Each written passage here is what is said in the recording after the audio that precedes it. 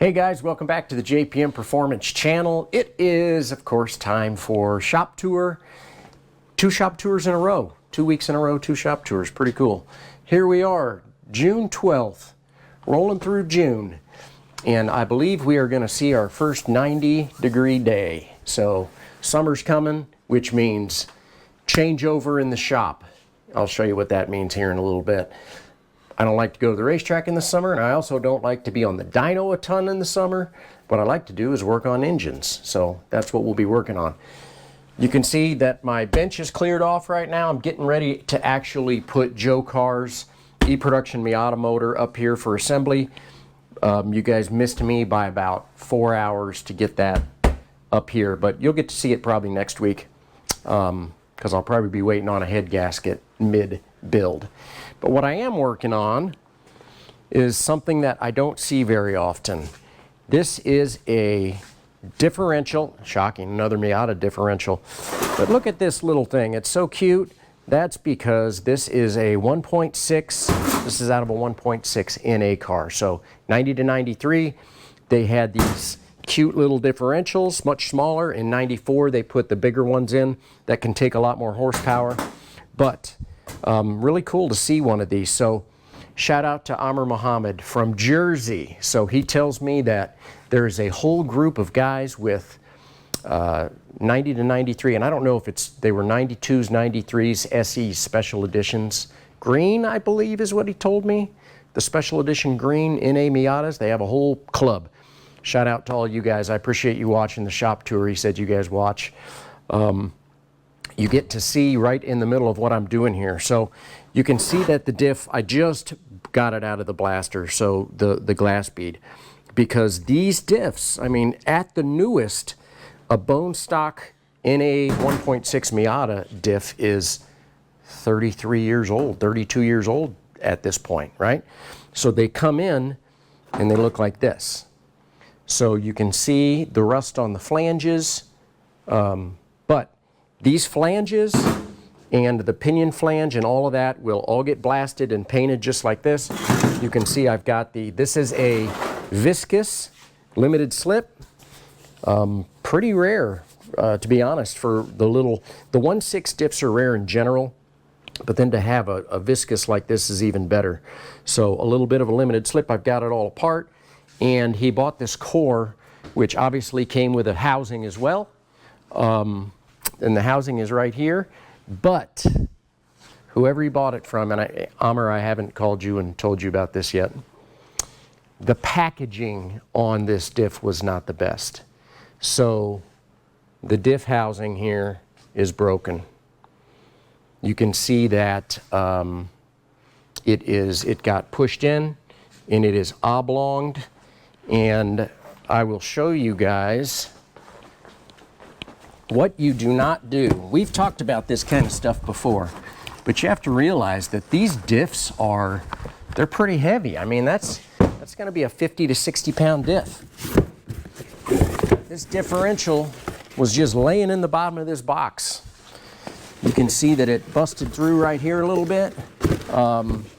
So if you're going to ship something like this, you have to have crush zones all around the diff.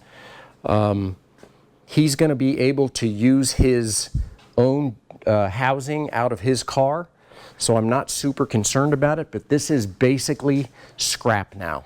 So Amr, you're probably going to want to call the guy that you bought this from. It was probably eBay, and I'm actually going to text you some pictures right after this and show you what happened here. So it's not the end of the world, but maybe you can get a little bit of your money back, because these housings are a little expensive, especially for a 1.6. So anyway, tip of the day, if you're going to ship something heavy, you need to have a bunch of crush zone around that. And while I'm talking about that, packing peanuts do not count. Packing peanuts suck. Use crushed paper. You can use cardboard, but you're going to have to use a lot of it. Mazda sends out all of their stuff with these really nice, I don't even know what you'd call it, but it's all like perforated together.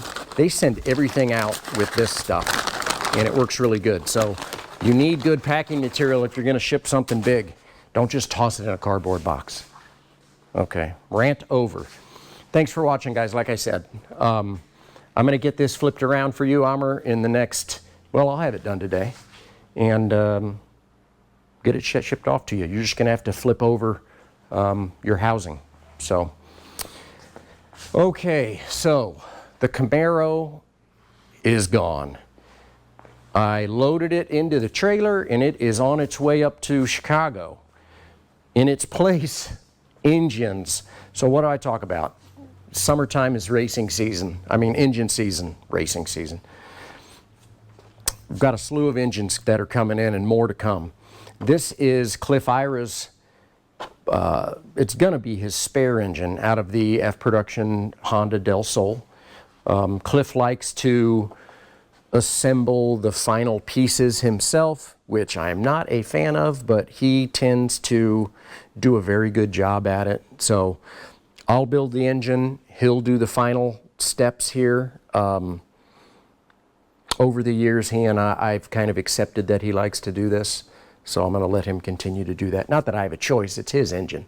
So anyway, Cliff's spare engine for the Del Sol, we'll be getting into that. This one actually has quite a bit of time on it, so it's definitely due for a refresh. And then a couple of ND MX-5 engines. So Chad McCumbee, you guys have probably heard this name. McCumbee and McAleer is the name of the company. Chad McCumbee calls me, and I've built motors for them over the years. And I guess they are by a track, a local track, and they've got track day guys with ND MX-5s. And these guys want a little bit more. So these are just a couple of core motors. We're going to get them all apart. You can see the packaging is probably not as good as I would prefer it, but at least it's they were in a crate, but they're not really tied down super well.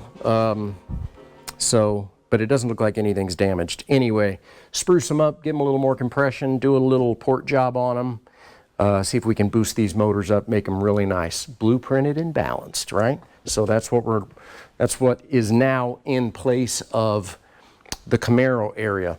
It's kind of funny how things always work out. So as soon as I've got a bunch of stuff coming in, something ends up leaving. So it actually is going to work out pretty well. And I don't expect the Camaro to be back anytime super soon anyway.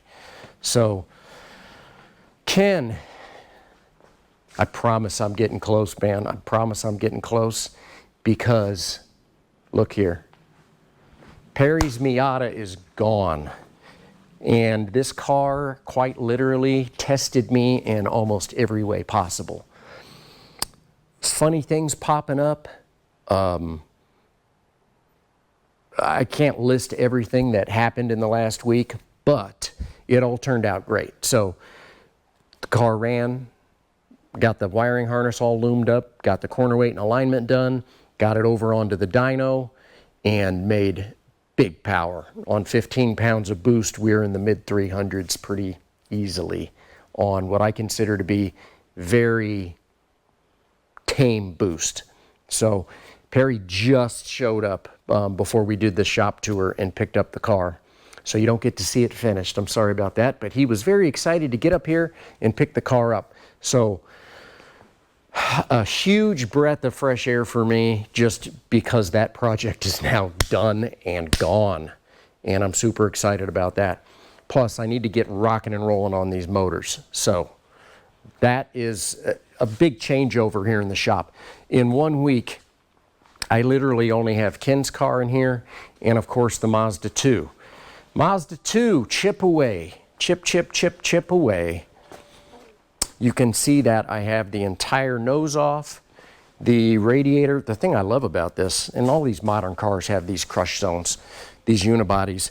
This whole front section bolts onto the front part of the unibody, and you can just pull it off in one piece with the radiator, the oil cooler, the lines. And now what I'm doing is I'm pulling everything off. You can get right to it, and I'm getting ready to pull this entire assembly right, literally, quite literally, right out of the car very easily. So getting all that done, I did finish what I'm going to call the Runoffs transmission. All completely rebuilt. ready to go, sitting on the bench. So Runoffs transmission is completed. Now I am getting organized and getting ready to work on the engine itself. So you can see the block is all ready. It's been sitting here for weeks. You guys have seen that.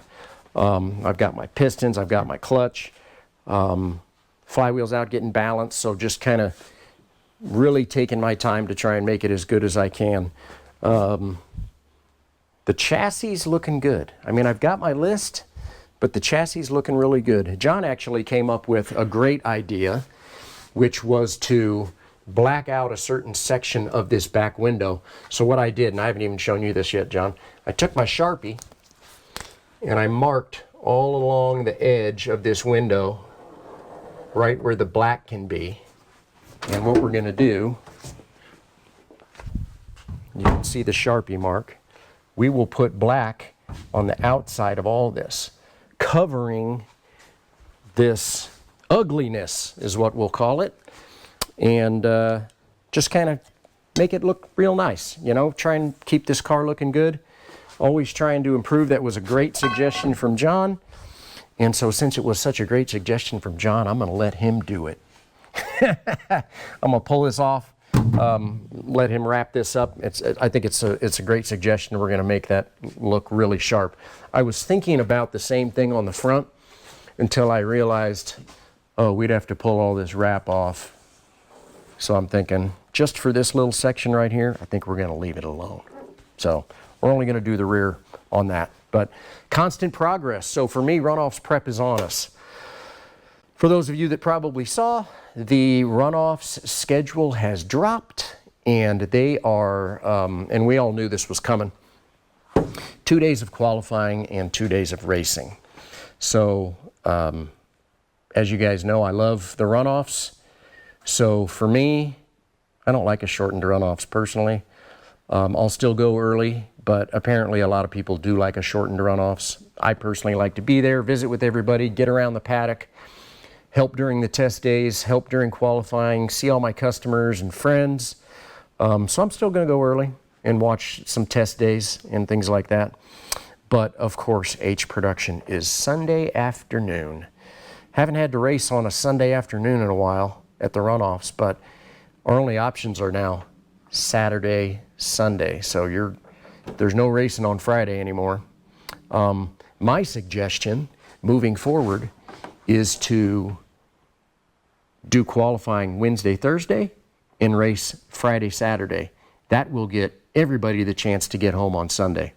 When you race on Sunday afternoon, it makes it a little tougher if you're going to get back to work.